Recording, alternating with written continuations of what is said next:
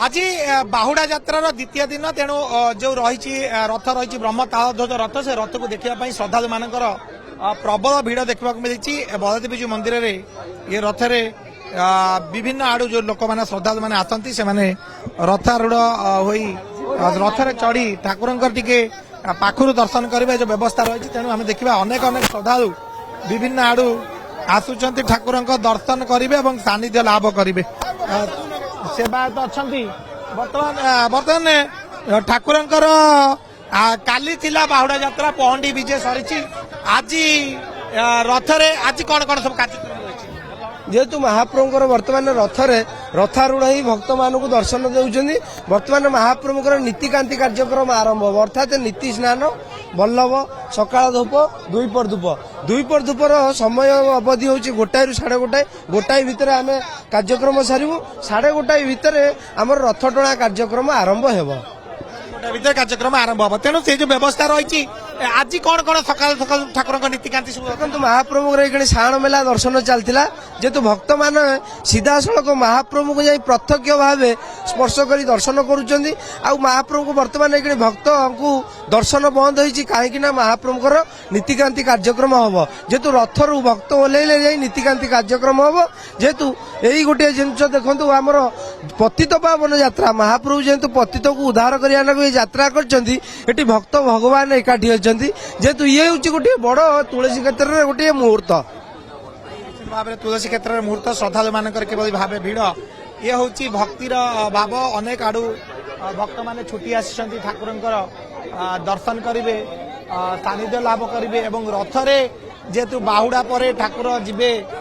मंदिर को तेणु पूर्व ठाकुर टिके दर्शन किभली भाव हम पाखुर देखिए पाखुर ठाकुर दर्शन करेंगे से सबू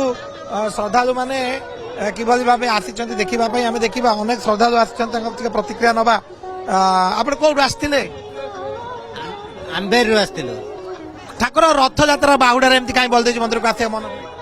भल लगे आसपा आपण मान दया ठाकुर दया थाए आसपा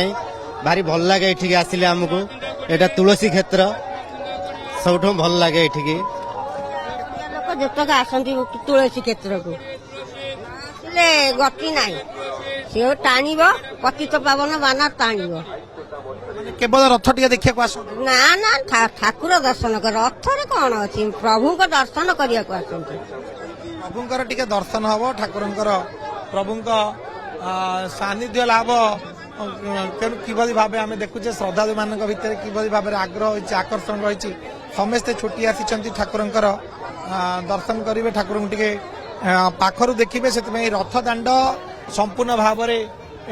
चल चंचल कारण आम देखुचे ये हूँ व्यवस्था जे जो श्रद्धालु आसती ठाकुर दर्शन करने आगे आसले ठाकुर दर्शन करने कौन देखिले बढ़िया दर्शन कलु बड़ भाग्यर कथा बाहुड़ा यात्रा एवं प्रभु पाखे आमर मनस्कामना जनइलु ठाकुर प्रभु को जनइलु प्रभु प्रभु सिद्ध बलदेव जो जगतर ठाकुर बड़ ठाकुर दर्शन करेंगे बड़ ठाकुर सानिध्य लाभ करेंगे जो व्यवस्था रही आम देखा आप आसी ठाकुर दर्शन करने जेहेतु तुलसी क्षेत्र में ठाकुर दर्शन कर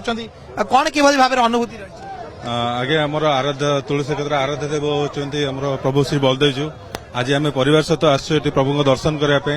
आज रथरे प्रभु विराजमान अच्छा आज रथ टणा आमर अच्छी आगु प्रोग्राम अच्छी समय अच्छी आज आसंता काली सॉरी आज आज सुनावेश हम प्रभु बलदेव जी आमर हूँ मणि विग्रह ठाकुर केन्द्रापड़ा आराध्य ठाकुर से प्रभु दर्शन बहुत दूर दूरांतर बहुत लोक मैंने भी आसुँच बहुत खुशी लगुच आम प्रभु को दर्शन कर बहुत आनंद लाभ कर दर्शन करेंगे आनंद लाभ करेंगे बलदेवी जी का दर्शन करने आसती प्रति वर्ष ठाकुर को दर्शन करने मोर आज एकादशी बड़ एकादशी मु सब वर्ष बड़ एकादशी रे ठाकुर को दर्शन करने को आसे आ मत बहुत खुशी लगे खुशी मन कौन खुशी तो लगे कौन मत बहुत ये मन खुशी मन फराग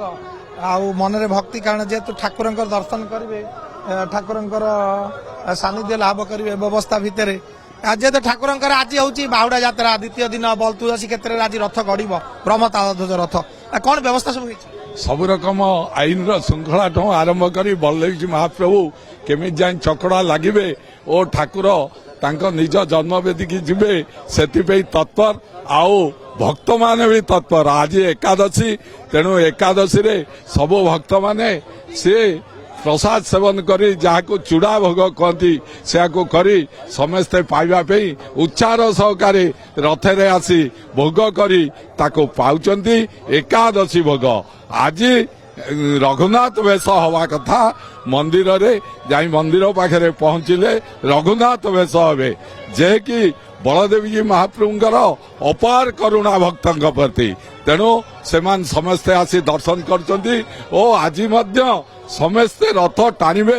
ରଥ ଟଣା ହେଇ ଚକଡ଼ା ଲାଗିବ ବୋଲି ଆଶା କରୁଅଛୁ। ନିଶ୍ଚିତ ଭାବରେ ସମସ୍ତେ ଆସିବେ ଠାକୁରଙ୍କ ପାଖରେ ଟିକେ ଦର୍ଶନ କରିବେ ଏବଂ ଯେହେତୁ ଆଜି ଜନ୍ମବେଦୀକୁ ଠାକୁର ଫେରୁଛନ୍ତି ସେଥିପାଇଁ ଶ୍ରଦ୍ଧାଳୁ ମାନଙ୍କ ଭିତରେ ଅନେକ ଉତ୍କଣ୍ଠା ଉତ୍ସାହ ଲାଗି ରହିଛି। ଯେହେତୁ ଆଜି ରଥ ଗଡ଼ିବ, ତାପରେ ପହଞ୍ଚିବା ପରେ ରଥ ପହଞ୍ଚିବା ପରେ ଆଜି ମଧ୍ୟ ରଘୁନାଥ ବେଶର କାର୍ଯ୍ୟକ୍ରମ ରହିଛି।